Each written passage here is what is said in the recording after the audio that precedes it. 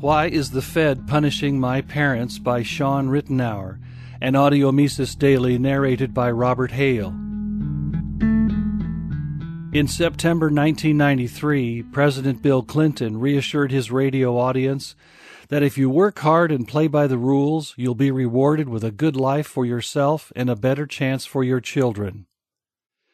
Picking up that theme over 18 years later, President Barack Obama affirmed that Americans who work hard and play by the rules every day deserve a government and a financial system that does the same.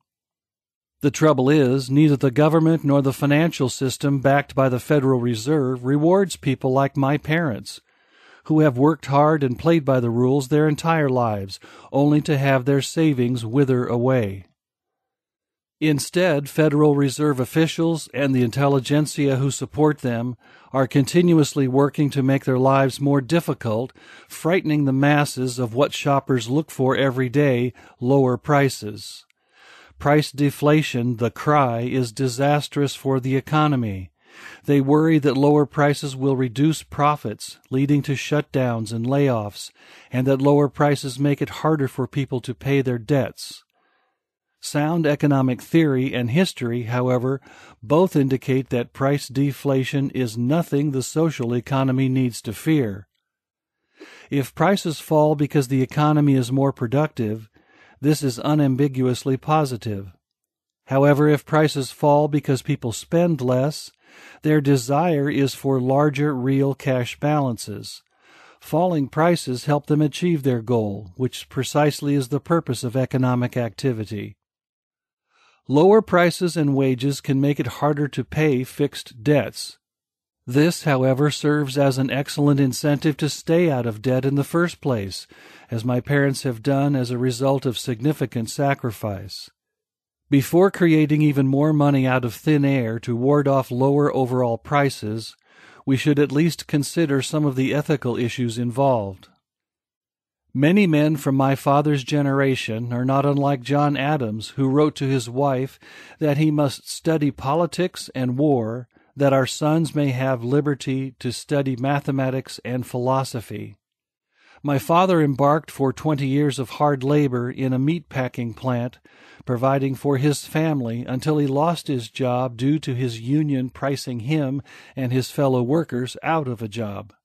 When his plant closed in the mid-1980s, he embarked on a second successful career with my mother, operating their own barbecue business for another 20-plus years.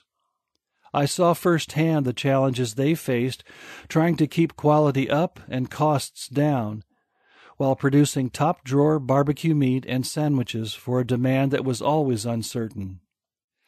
I saw the stress on my mother's face one week in the early days when they netted a mere $15 before taxes.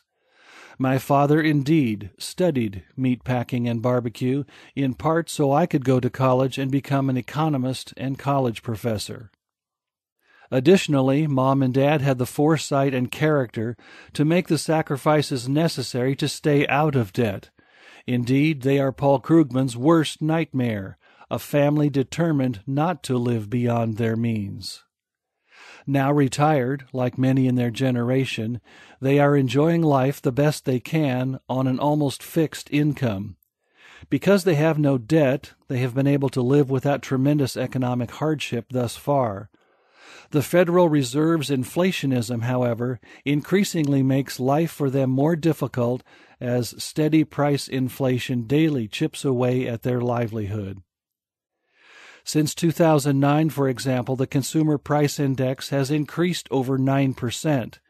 This masks, however, significantly larger price increases for important necessities. Prices of dairy products are up almost 17% since 2009. Gasoline prices are up almost 11% despite the recent decline. Prices for meat, poultry, fish, and eggs have increased a whopping 26% since 2009.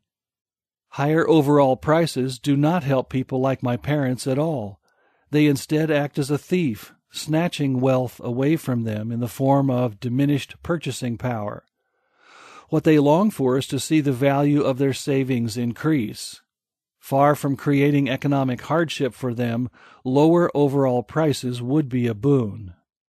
Both sound economics and ethics, therefore, demand that we give up the anti-deflation rhetoric and the inflation it fuels.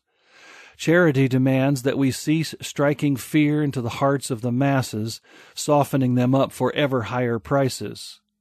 The Federal Reserve should stop punishing people like my parents who have worked hard and played by the rules their whole lives.